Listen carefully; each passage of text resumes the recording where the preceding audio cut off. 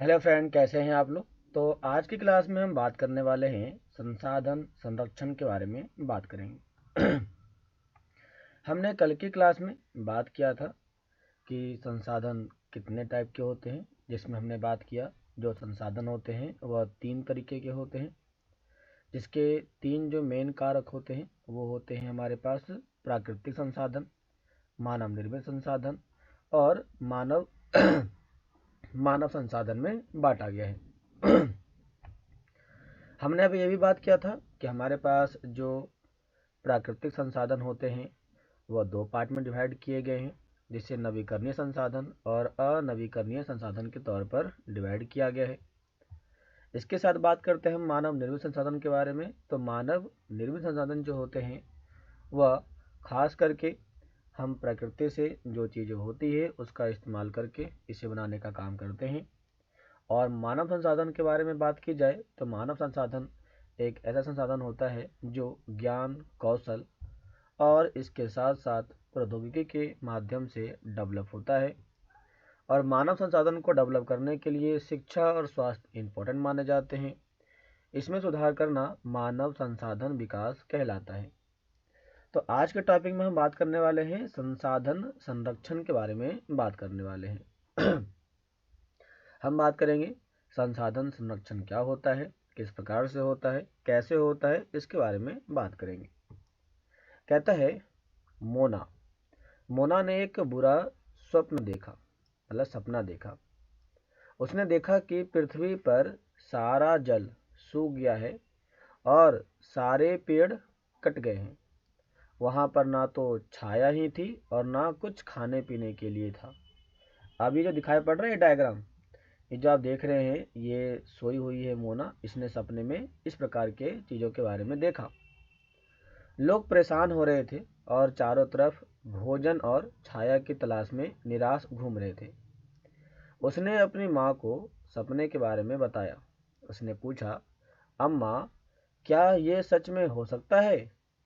उसकी अम्मा ने कहा, हाँ, हो सकता है। यदि हम नवीकरणीय संसाधन के प्रति सतर्क नहीं रहते हैं।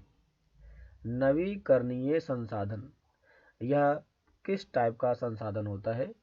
तो उसे कहते हैं जिसे हम बार बार इस्तेमाल कर सकें, बार बार इस्तेमाल या उपयोग कर सकें, उसे कहते हैं नवीकरणीय संसाधन कहते हैं।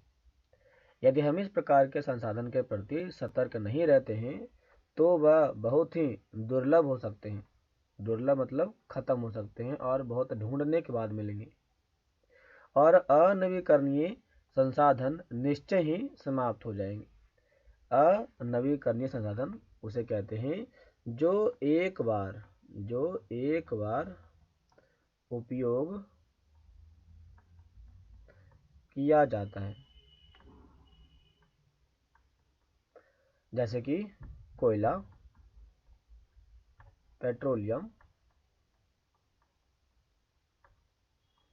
और प्राकृतिक गैस। ये सारे ऐसे संसाधन हैं जिसे अनवीकरणीय संसाधन कहते हैं।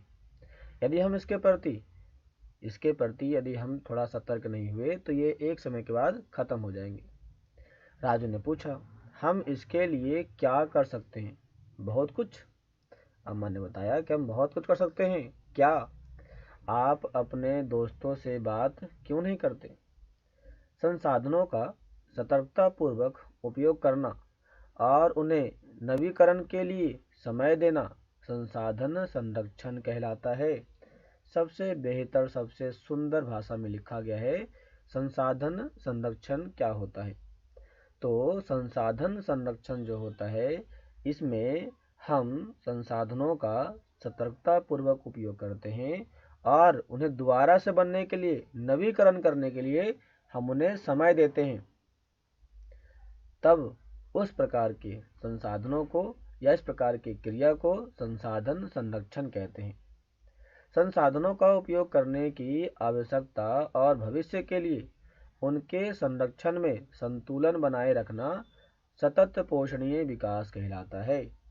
संसाधन का उपयोग करने की आवश्यकता मतलब हमारे पास जो संसाधन है उसका उपयोग करना और भविष्य के लिए उनको संरक्षण में लेकर के आने के लिए संतुलन बनाए रखना सतत पोषणीय विकास कहलाता है। संसाधनों के संरक्षण के अनेक तरीके हैं, मतलब संसाधन के संरक्षण हम कई तरीके से कर सकते हैं। आइए देखते हैं किन तरीकों से हम इनका संरक्षण कर सकते हैं। जैसे कि बगल में आप देख रहे हैं, ये कुछ बच्चे हैं जो संसाधन के संरक्षण के तरीकों के बारे में बात कर रहे हैं। जैसे कि जो लड़का है, ये लड़का बिजली को बंद कर रहा है, ये पानी को बंद कर रहा है। ये जो लड़का है ये फटे पुराने कपड़े से या फटे पुरानी चीज़ों से नई चीज़ बना रहा है। ये लड़की वही काम कर रही है। तो इन्होंने क्या किया है, हमारे पास जो रिसोर्स है यह इस रिसोर्स का रीयूज कर रहे हैं, ताकि जो रिसोर्स है उसका ज़्यादा और बेहतर उपयोग कर सके, जिससे संसाधनों का संरक्षण आसानी से हो सके। कहता है प्रत्येक व्यक्ति उपभोग को कम करके वस्तुओं के पुनः चक्रण और पुनः उपयोग द्वारा योगदान दे सकता है। जरा बात करें कैसे, तो अनेक तरीके से। पहला तरीका है ये है पहला तरीका। क्या करेगा पहले तरीके में? व्यक्ति उपभोग को कम करेगा। उपभोग मतलब होता है कंज्यूम करना। जैसे अभी आप गाड़ी से जाते हैं और आपके सामने आ गया, रेड लाइट आ गया, तो आप क्या करते हैं? गाड़ी को चालू करके रखते हैं? नहीं, आप जो उपभोग कर रहे हैं तेल का, उसे कम कर दें, वहाँ पे बंद कर दें। जैसे आप अपने रूम से बाहर निकलते हैं और आपके पंखे, आपके लाइट जलते रह जाते हैं, आप उन्हें बंद कर दें, क्योंकि आप उसे बिना मतलब का यूज कर रहे हैं, बिना किसी तरीके का यूज कर रहे हैं। तो आप इसमें अपना योगदान दे करके संसाधनों का संरक्षण कर सकते हैं। हम यहाँ पर पुनः उपयोग करेंगे। हमारे पास घर में यदि कोई सामान आता है, जैसे कि आप मान लिया जाए कि आज राम ने एक नया कपड़ा लिया, तो राम ने जो नया कपड़ा लिया है वो उसे लिए हुए 1 महीने ही हुए हैं और उसने फिर से एक और कपड़ा ले लिया। तो पहले वाले कपड़े को वो रीयूज करे, किसी और चीज़ में लगाए, लेकिन उसे फेंके ना, बर्बाद ना करे, उसे रीयूज करता रहे। यदि वो रीयूज करता है तो ये संसाधन के उपयोग में, संरक्षण में महत्वपूर्ण भूमिका निभाता है।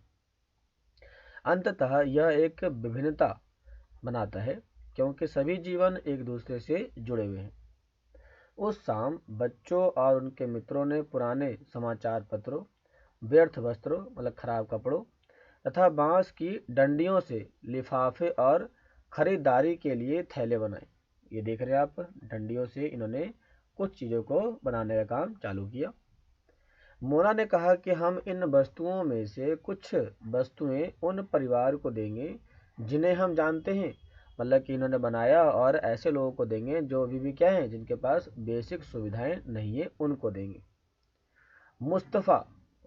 मुस्तफ़ा ने कहा अपने संसाधन को बचाना और अपने पृथ्वी को सजीव रखना यह एक बहुत अच्छा कार्य है। यदि हम अपने संसाधन को बचाएंगे तभी तो हमारी पृथ्वी जिंदा रह पाएगी, नहीं तो मर जाएगी। ऐसा किसने कहा? ऐसा यहाँ पर मुस्तफ़ा कहता है। इसी समय जैसी आती है। जैसी ने कहा मैं बहुत ही सतर्क रहूंगी कि कागज व्यर्थ ना हो, खराब ना हो। उसने स्पष्ट किया कागज बनाने के लिए बहुत से पेड़ों को काट दिया जाता है, और वास्तव में बात सही है। यदि हम जो हम कागज़ का इस्तेमाल करते हैं लिखने पढ़ने के लिए, उसमें बहुत सारे कागज़ ऐसे होते हैं जिसे पेड़ों से काट के बनाया जाता है। मैं ध्यान रखूंगा कि मेरे घर में विद्युत व्यर्थ ना हो। मुस्तफ़ा ने जोर से कहा विद्युत जल और कोयले से मिलती है। विद्युत जो है वह जल और कोयले से मिलती है। मैं विश्वास दिलाती हूँ कि घर में जल बेकार नहीं होगा। जल की एक एक बूंद मूल्यवान है। आशा ने कहा। बच्चों ने कहा हम सब मिलकर अंतर ला सकते हैं, बदलाव ला सकते हैं और इसमें चेंजेस कर सकते हैं। इसमें कहता है कि यह कुछ कार्य मोना, राजू और उनके मित्रों ने किए हैं। आपका क्या विचार है? आप संसाधन संरक्षण में कैसे मदद करने जा रहे हैं? हमारी पृथ्वी और इस पर निवास करने वाले लोगों का भविष्य पेड़ पौधों और परितंत्र की सुरक्षा और संरक्षण से जुड़ा हुआ है। मतलब ये हुआ कि यदि हम अपने पृथ्वी की सुरक्षा चाहते हैं, पृथ्वी का संरक्षण चाहते हैं, तो जरूरी है कि यहाँ पर जो लोग हैं वह पेड़ पौधों को, उनके परितंत्र की सुरक्षा करे और संरक्षण करे, बचा के रखे, खत्म ना करे। अब यह सुनिश्चित करना हमारा कर्तव्य हो जाता है कि क्या हम इसको बचा रहे हैं या नहीं बचा रहे हैं। जैसे कि हम सभी नवीकरणीय संसाधन के उपयोग सतत पोषणीय होने चाहिए। पृथ्वी पर जीवन की विविधता संरक्षित किए जाए, मतलब कि पृथ्वी पर कोई एक टाइप का जीवन सर्वाइव नहीं करता है, यहाँ पर डिफरेंट टाइप के जीवन सर्वाइव करते हैं, इसीलिए यहाँ पर हमें क्या करना पड़ेगा, सभी को संरक्षित करना पड़ेगा। आगे कहता है प्राकृतिक पर्यावरणीय तंत्र की हानि को कम से कम किया जाए। प्रकृति में जो पर्यावरण है, जो तंत्र खत्म हो रहा है, उसे कम से कम किया जाए। मतलब ये हुआ कि उसे हम उपयोग करें, लेकिन उतना ही उपयोग करें जितनी की ज़रूरत है, उससे ज़्यादा का हम इसे इस्तेमाल ना करें। इन तरीकों के माध्यम से हम यहाँ पर प्राकृतिक संसाधनों का संरक्षण कर सकते हैं। यहाँ पे अगला कहता है सतत पोषणीय विकास के कुछ सिद्धांत इस प्रकार से दिए गए हैं। कहता है जीवन के सभी रूपों का आदर और देखभाल करना। जीवन में जितने भी आपके रूप दिखने को मिलते हैं उनका आदर करना और देखभाल करना, मतलब कि प्रकृति के प्रति आपको सचेत रहना है, बरकरार रहना है। मानव जीवन की गुणवत्ता को बढ़ाना, पृथ्वी की जीवन शक्ति और विविधता का संरक्षण करना, मतलब पृथ्वी पर जो भी जीवन बचा हुआ है उसकी डाइवर्सिटी को बना के रखना, संरक्षण करना बहुत जरूरी होता है, ताकि हम अपने पृथ्वी को जीवित रख सके और लंबे समय तक सरवाइव कर सके। अगला कहता है प्राकृतिक संसाधनों के ह्रास को कम से कम करना, मतलब जो प्राकृतिक संसाधन हमारे पास है, जैसे कि मिट्टी है, जल है, हवा है, इनको कम से कम खराब करना। कम से कम खराब करना, यूज नहीं, खराब। कई बार हम उन्हें व्यर्थ में खराब कर देते हैं। व्यर्थ मतलब होता है कि हमने उसको इस्तेमाल किया, आधा इस्तेमाल किया, आधा फेंक देते हैं, तो हमने व्यर्थ किया है, वो नहीं करना है हमें इसमें। कहता है पर्यावरण के प्रति व्यक्तिगत व्यवहार और अभ्यास में परिवर्तन, हमने उसमें बदलाव करना है और समुदायों को अपने पर्यावरण की देखभाल करने योग्य बनाना है। मतलब पर्यावरण को हम अपने अकॉर्डिंग बनाएंगे ताकि हम उसे बेहतर तरीके से संरक्षित और संदर्भित और विकास कर सके, इस तरीके से हमें इसे बनाना है। तो ये तो थे हमारे आज के टॉपिक, जिसमें हमने बात किया कि संसाधन का संरक्षण किस प्रकार से किया जा सकता है। यहाँ पे एक टॉपिक आया हुआ है सतत पोषणीय विकास। सतत पोषणीय विकास ये होता है क्या, यहाँ से क्वेश्चन आपके पूछे जाते हैं। कहता है संसाधनों का सावधानी पूर्वक उपयोग, ताकि न केवल वर्तमान पीढ़ी की बल्कि भविष्य या भावी पीढ़ियों की आवश्यकताओं की पूर्ति हो सके, उसे ही सतत पोषणीय विकास कहते हैं। मतलब ये हुआ कि ए जो है वह पिता है, ए जो है वह पिता है, और जो संसाधन इसने इस्तेमाल किया है, जो संसाधन इसने, जैसे कि कोयला इसने इस्तेमाल किया, तो ऐसा नहीं है कि यही केवल इस्तेमाल करे और यहीं पे ख़त्म हो जाए, नहीं, बल्कि इसका बेटा बी आएगा, इसका बेटा सी आएगा, इसका बेटा डी आएगा, इसका बेटा ई आएगा। तो यहाँ तक जो कोयला यहाँ पाया जा रहा है वो यहाँ तक के लोगों के लिए मिल सके, हमें ऐसा प्रावधान करना पड़ेगा, संसाधनों का उपयोग करना पड़ेगा। और इस प्रकार से यदि हम संसाधन का उपयोग करते हैं तो इसी को सतत पोषणीय विकास कहते हैं।